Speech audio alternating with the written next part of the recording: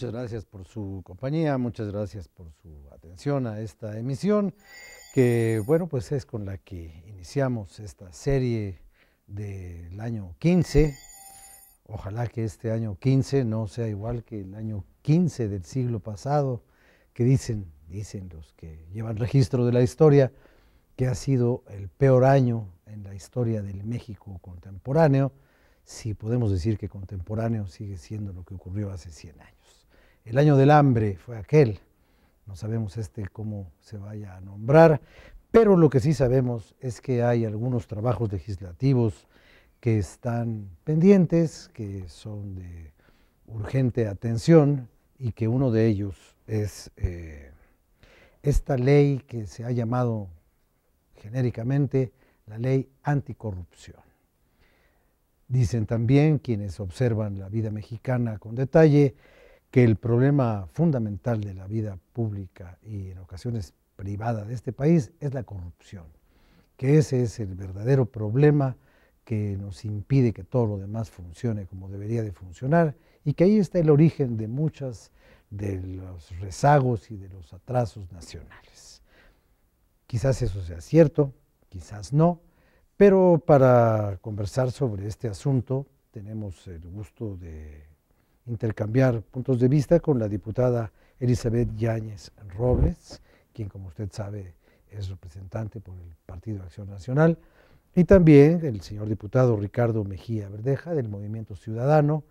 Usted aquí ya ha tenido el gusto de escuchar sus opiniones y sus análisis, y bueno, sin mayor preámbulo que el que ya se hizo, vamos a iniciar este asunto, y como dicen que lo cortés no quita lo Cuauhtémoc, primero las damas, doña Elizabeth Yáñez.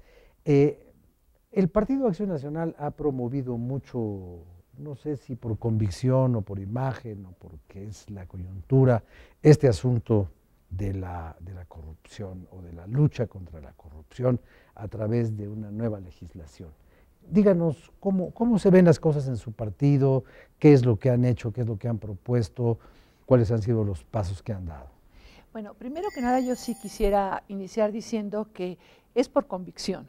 O sea, el Partido Acción Nacional, los gobiernos del Partido Acción Nacional, tenemos como ejemplo en el sexenio de Vicente Fox, son los que le damos inicio a la ley de transparencia. O sea, entendemos que tiene que haber una rendición de cuentas. En estos dos gobiernos se ha avanzado muchísimo en la cuestión de transparencia, del derecho que tiene el ciudadano a la información, y ahora estamos en el nivel de que requerimos hacer toda una estructura de lo que nosotros le hemos llamado un sistema nacional anticorrupción, que garantice organismos autónomos, por lo menos técnicamente autónomos, para que puedan fiscalizar el comportamiento de todos los funcionarios públicos. Yo estoy de acuerdo que la corrupción se da en todos los niveles, en el ámbito público y privado, pero nuestra responsabilidad como funcionarios públicos, como legisladores, es garantizar el cerrar todos los espacios para que los funcionarios públicos rindan cuentas, sean transparentes y entiendan que en este país requerimos honestidad, requerimos información y requerimos que se respete el derecho de los ciudadanos a rendir cuentas. Ahora, yo veo con mucha frecuencia se habla de un binomio, digamos, un binomio de valores. Por un lado, lo que se ha denominado la transparencia, con su efecto concomitante, que es la rendición de cuentas, y por el otro, la corrupción, haciendo una especie de relación casi algebraica, ¿no? A mayor transparencia, menor corrupción. A mayor corrupción, menor transparencia. Y como si estas dos cosas fueran necesariamente juntas. Si eso fuera así, ¿para qué queremos un sistema nacional anticorrupción si ya tenemos un instituto de acceso a la información? Sería, pues, en todo caso, complementario a cualquier otro esfuerzo, si es que ese binomio fuera cierto. ¿Cómo lo ve usted, diputado? Bueno, primero que nada, gracias Rafael, saludo a mi compañera Betty también, a todos. No necesariamente el tema de la transparencia implica que no haya corrupción, porque además cada vez hay más cinismo, ahora hasta se transparenta la corrupción o los intereses creados o los conflictos de interés. Me parece que es una parte, o sea, sí es importante el acceso a la información pública, gubernamental, a todo aquello que implique un interés público, todo aquello donde intervengan recursos públicos, no solamente del gobierno, sino de los propios poderes, los órganos públicos autónomos, las instituciones públicas o incluso particulares que realizan funciones públicas. Me parece que en ese terreno de algún modo se ha avanzado en el país, aunque sigue habiendo ciertos resquicios o candados, el tema todavía de la secrecía, el tema todavía de reservar cierta información o el tema de catalogarla como de seguridad, y eso abre ciertos resquicios para que se cierre la puerta al acceso a la información. Pero esa es una parte. También está el tema de los archivos públicos, también está el tema de la protección de datos personales. Es decir, todo eso es una parte que es muy importante, pero es insuficiente porque un auténtico sistema anticorrupción tiene que partir de varios elementos. Primero, generar una cultura anticorrupción que tiene que ver con los valores, con la formación, con marcar nuevos criterios culturales. Por otro lado, la disuasión, es decir, que no se cometan estas prácticas, que va ligado también a la prevención, luego lo que sería la fiscalización propiamente dicha, y luego lo que sería el castigo a este tipo de prácticas. Si no van los cuatro que enunciamos, en mi opinión, pues no tenemos un completo sistema anticorrupción. O sea, ¿de qué nos sirve señalar o detectar casos de corrupción si prevalece la impunidad?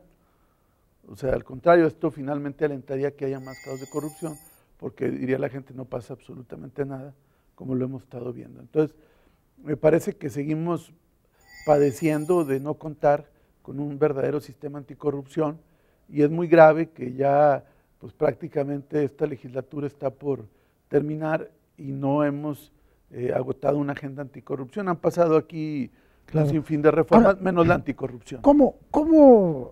Parece una pregunta innecesaria, que se responde sola, pero, a ver, ¿qué es la corrupción? O sea, en el fondo, ¿qué es la corrupción? Yo digo que la corrupción es violar el orden de todos en provecho de algunos, y hecho por quienes deberían tutelar el derecho de los demás. Es una muy buena definición. Digo, se me acaba de ocurrir, pues, pero te voy a decir, pero algo así, ¿no? La corrupción, si tú lo ves, todo el mundo habla de corrupción y difícilmente saben qué es la corrupción. Por eso, pues, vamos empezando la por ahí. corrupción es obtener un beneficio ilegal al cual no tenemos derecho, aprovechando hablando yo en tema de funcionarios públicos, tomando el beneficio de tener un beneficio como servidor público. Eso es corrupción. Hay corrupción en la iniciativa privada. Un ejemplo chiquito. A ver, un policía de tránsito está cuidando una calle y en esa calle hay un letrero de no estacionarse. El señor policía recibe la petición de una ciudadana apresurada y le dice: espéreme tantito, no me tardo, déjeme pararme aquí tantito, nomás voy aquí, recojo un papel y me regreso. Y él le dice: bueno, pero no se tarde. Y se va, se hace todo. La señora llega y le dice: muchas gracias, y se va. ¿Hubo corrupción? Porque el señor incumplió con la ley o con el reglamento, a menos de que la señora le haya dicho: tenga para su refresco. Claro. Y entonces ya hubo corrupción. O sea, la discrecionalidad en la aplicación de la responsabilidad en el sector público, con un beneficio inmediato de orden crematístico, sí, o de orden de otro tipo de favores: consíguele chamba a mi hermano, dale chamba a mi comadre. Eso es corrupción. Oiga, compañerita, mire, viéndolo bien, está usted bien guapa, ¿por qué no le pasa para acá? O sea, eso es la corrupción. Y te voy a poner un ejemplo, porque que creo sea que va en un minuto que nos queda, y ahorita va vamos a complementar con lo que dijo Ricardo. A ver, ¿por qué es importante la información? ¿Y por qué no es suficiente la información? Son dos preguntas interesantes. Es importante la información, el derecho a la información, porque gracias a ella el pueblo de México se ha enterado de la relación del constructor de IGA con tanto la casa de la esposa del presidente como la casa del secretario de Hacienda. ¿Por qué no es suficiente? Debería de ser suficiente y en este momento ya debería de haber investigaciones por parte de la Secretaría de la Función Pública al determinar que hay un verdadero conflicto de intereses en ambos casos y ya debería de haber un procedimiento abierto para investigar el problema que existe de esta relación y de esta compra. Pero no ha sucedido nada. Ese es el problema por el cual necesitamos un sistema nacional anticorrupción que garantice que cualquier denuncia que los ciudadanos detecten de actos de corrupción va a tener un curso legal, un procedimiento. Vamos a hacer una pequeña pausa y regresamos porque, bueno, ya se están poniendo ejemplos. Vamos a ver, ejemplos. A ver, usted me puede decir 10,000 ahorita, pero aquí le vamos a decir los que aquí le podemos decir. Ahorita regresamos. Mira, hay una definición legal que tiene que ver con los actos que se hacen fuera de las normas o de las leyes y que se realizan utilizando el poder político para obtener un beneficio. Pero a mí personalmente me parece también que la corrupción tiene un poco también que ver con los valores que nos son inculcados a las personas y que tiene que ver un poco con perder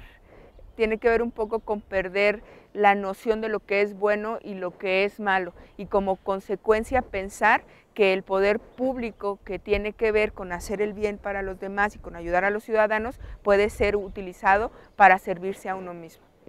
El que iniciemos y estemos dando un paso nuevo con un tema de creación de un sistema nacional anticorrupción, de una agencia investigadora, el que tengamos una cultura de denuncia de funcionarios o de cualquier tipo de ámbito, como ya lo comentaba, en los cuales se esté dando este tipo de prácticas, yo creo que vamos por buen camino, ¿no?